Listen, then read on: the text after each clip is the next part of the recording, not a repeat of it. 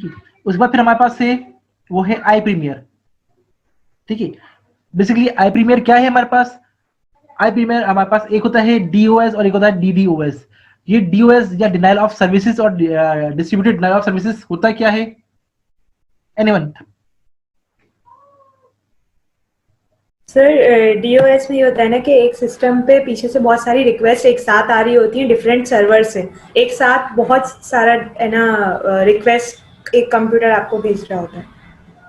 हाँ देखो, जो डीओएस होता है हमारे पास क्या होता है, डीओएस सिर्फ एक सिस्टम से हमारे पास बहुत ज्यादा इंफॉर्मेशन जानी शुरू हो जाए। किससे? एक सिस्टम से, तो वो डीओएस है, डिनाइल ऑफ सर्विसेज। ठीक है, और डीडीओएस क्या है? Distributed denial of services. Multiple system से एक सर्वर के ऊपर बहुत ज्यादा इंफॉर्मेशन जानी शुरू हो जाए। हाँ, डीओएस और डीडीओएस पे तो हमारे पास अगर एक सिस्टम से हमारे पास डेटा जा रहा है तो वो क्या कहलाएगा? वो डीओएस कहलाएगा। और अगर मल्टीपल सिस्टम से क्या हमारे पास डेटा जा रहा होगा वो क्या कहलाएगा? वो डीडीओएस कहलाएगा, डिस्ट्रीब्यूटेड डिनाइल ऑफ सर्विसेज। अब प्रॉब्लम ये होती है कि जिस मल्टीपल सिस्टम से डेटा जा रहा होता है वो कहलाते हैं ज़ॉम्बीज, और उन ज़ॉम्बीज को पता ही नहीं होता कि वो क्या कर रहे हैं, वो बहुत सारा डेटा सेंड कर रहे हैं, बहुत सारा डेटा सेंड कर रहे होते हैं, उनको पता ही नहीं होता। ठीक है, तो iPremier company was founded in 1996 by the two student. ठीक है, हाँ, इनकी ऑर्गेनाइजेशन इतनी अच्छी नहीं चली थी, मगर पिछले 2 साल में इनकी स्टॉक प्राइस बहुत तेजी से ऊपर जाने शुरू हो गए थे। तो दैट मीन्स कि इन्होंने क्या किया था, एक अच्छी रेपुटेशन गैदर कर ली थी। ये वेब बेस्ड कॉमर्स बिजनेस था, तो अब ये तेजी से ऊपर जाना शुरू हो गया। अब इनका जो सीईओ था, चीफ इंफॉर्मेशन ऑफिसर बॉब, उसको बेसिकली एक कॉल रिसीव होती है कि भाई हमारे पास जो वेबसाइट चल नहीं रही है, तो आई थिंक ये हैक हो गई है, क्या हो गया है, हमें कुछ समझ में नहीं आ रहा। ठीक है, तो उसको टेस्ट करने के लिए उसने कहा हो सकता है कि हमारा कंप्यूटर नहीं चल रहा हो। तो डिफरेंट अलग अलग सिस्टम से उन्होंने एक्सेस करने की कोशिश की, मगर वो कहीं से भी एक्सेस नहीं हो रही थी। तो इनके पास एक्सेस नहीं हो रही, तो कस्टमर के पास भी एक्सेस नहीं हो रही थी। तो किसी को समझ में नहीं आ रहा था हो क्या रहा है। इतने में इनको जो ईमेल्स रिसीव होनी शुरू हो गई, और ईमेल पे सिर्फ हा हा हा लिखा होता। तो इसका मतलब है कि इनको लगा कि इसका मतलब है कि हमारा सिस्टम हैक हो गया है। अब हैक हो गया, अब समझ नहीं आ रहा क्या करें। बेसिकली इनके पास कोई प्लान नहीं है, कोई ट्रेनिंग नहीं है, कोई बंदा ऑल्टरनेट अवेलेबल नहीं है, किसको कहें क्या करें, कुछ समझ में नहीं आ रहा। एक ही आया कि हम एक काम करते हैं, हम क्या करें, हम एफबीआई से हेल्प लेते हैं और उनसे पूछते हैं कि भाई इस तरह हो गया, आप हमारी हेल्प करें। मगर एक प्रॉब्लम ये थी, एक ये डर था कि अगर इन्होंने एफबीआई से हेल्प ली तो ये न्यूज मार्केट में फैल जाएगी। जो कस्टमर्स है वो कहेंगे भाई हमारा डेटा सिक्योर नहीं है, कस्टमर्स भाग जाएंगे, नए ऑर्डर्स नहीं आएंगे, जो मार्केट ऊपर जा रही है स्टॉक मार्केट में, ये एकदम से इनकी प्राइसेस नीचे आ जाएंगी। तो अब क्या किया जाए, तो कंफ्यूजन बहुत ज्यादा थी। ठीक है, एक ही सजेशन थी कि हम क्या कर दें, पुल द प्लग, हम क्या कर दें, हम वो प्लग ही निकाल दें ताकि हम इस रिस्क से ही बच जाए। अगर कोई आइडेंटिटी हमारी चोरी हो रही है तो वो चोरी ना हो, उससे बच जाए। ठीक है, इसी दौरान हमारे पास एक और था, वो था क्यू डेटा। क्यू डेटा कौन था? क्यू डेटा वो था जिनको इन्होंने टास्क दिया था जो थर्ड पार्टी कॉन्ट्रैक्ट पे थे। किस लिए? ताकि इन लोगों के जो डेटा सिक्योरिटी के लिए। पता चला कि भाई वो जो उनका जो बंदा है, ठीक है, वो तो वेकेशंस पे गया हुआ है, और वेकेशंस पे गया हुआ है तो ऑल्टरनेट कोई अभी फिलहाल देखने वाला है ही नहीं। तो अब ऐसे में करें तो क्या करें, मतलब जो जिन पे बेस कर रहे थे उन्होंने हाथ खड़े कर लिए कि हमारा बंदा तो गया हुआ है छुट्टियों पे। अब ऐसे में क्या करें? तो ये समझ नहीं आ रहा था कि हम इसको शट डाउन कर दें, क्या करें। बट इसी जब ये बातें चल रही थी उसी दौरान अचानक से ये अटैक रुक गया। अब जब ये अटैक रुक गया तो उन्होंने कहा अब क्या करें, क्या हम अभी भी इस बात को डिस्क्लोज करें या हम इसको ऐसे ही जाने दें। प्रॉब्लम ये थी, अगर डिस्क्लोज करते तो होता क्या, तो देखो बेसिकली हमारे पास क्या है, हमारे पास हर एक के अपने अपने स्टेक्स हैं, अपने अपने बेनिफिट हैं।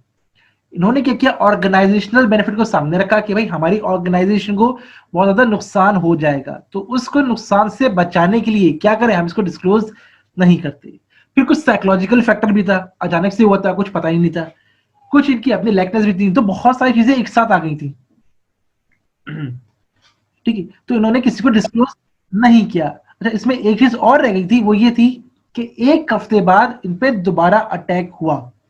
एक बार इन पे दोबारा अटैक हुआ। बेसिकली इन पे अटैक नहीं था, वो इनके कॉम्पिटिटर्स पे अटैक था। और अनफॉर्चुनेटली जो अटैक हुआ था, अगर जब उन्हें ट्रेस किया गया तो वो अटैक कहां से हो रहा था, वो आई प्रीमियर से ही हो रहा था। और इनको पता भी नहीं था, क्यों? क्योंकि इनका जो सर्वर था वो ज़ॉम्बी बन गया था और वो वहां से अटैक कर रहा था, उसको पता भी नहीं चला। ठीक है, तो वो जब बंदा आया था उसने इनकी लूपहोल्स चेक कर ली कि कहां कहां है। अब जब ये बात मार्केट में ओपन हुई कि अटैक कहां से आया है, आई प्रीमियर से आया है, तो अब सोचो इनके ऊपर क्या हुआ होगा, इन्होंने कैसे अपनी पॉजिटिव जस्टिफाई किया होगा, क्योंकि एफबीआई के पास इनका रिकॉर्ड नहीं था। इन्होंने कहा था कि भाई हम पे कोई अटैक नहीं हुआ, इन्होंने डिस्क्लोज ही नहीं किया एफबीआई को। इससे रिलेटेड कोई क्वेश्चन है, कोई क्यूरी किसी की? हेलो, नो सर, क्लियर है सब? नहीं सर, क्लियर है, क्लियर है।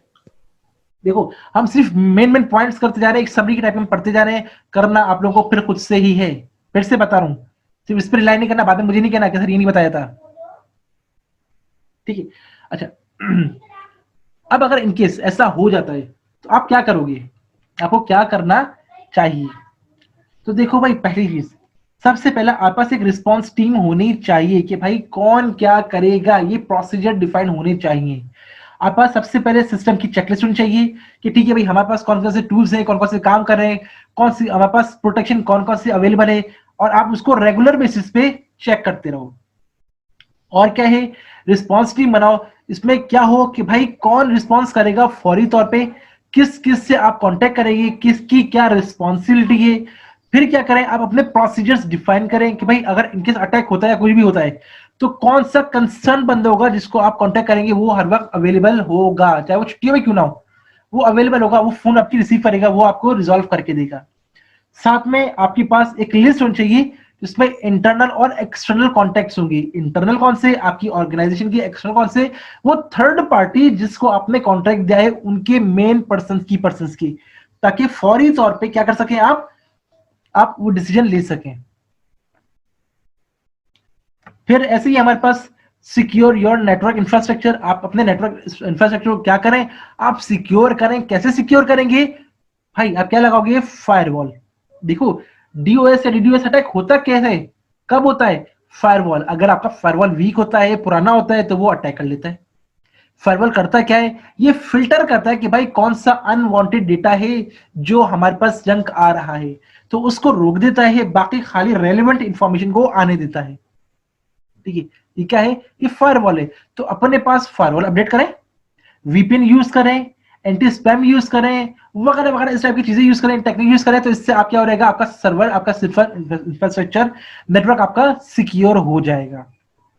और क्या करें, आपको करना क्या चाहिए, बेसिक नेटवर्क सिक्योरिटी की चीजें आप अडेप्ट करें।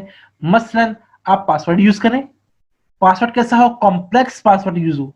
ऐसा ना हो 1 2 3 4 आपने रख दिया, ऐसा ना हो अपना नाम आपने रख दिया, कंपनी का नाम रख दिया। तो ऐसा नॉर्मली यूजुअली लोग करते हैं, तो ऐसा ना करें।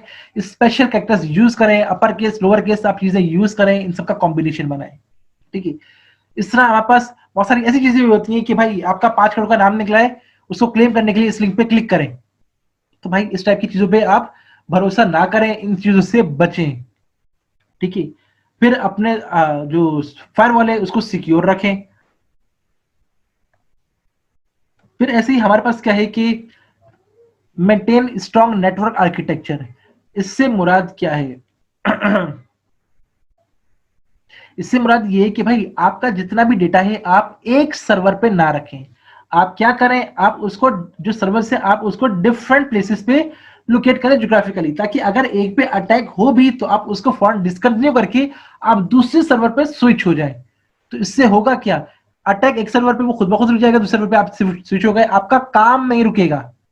ठीक है, तो आप क्या करें, आप strong network architecture server use करें। इसी तरह से आप क्या करें, लेवरेज द क्लाउड। ठीक है, आप क्या करें, आप डीडीओएस प्रिवेंशन के लिए, हाँ, प्रिवेंशन के लिए आप क्या करें, आप क्लाउड यूज करें।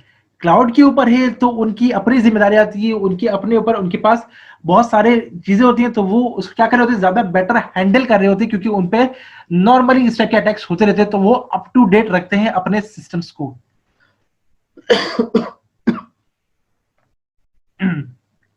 ठीक है, फिर हमारे पास क्या है, अंडरस्टैंडिंग द वार्निंग साइंस।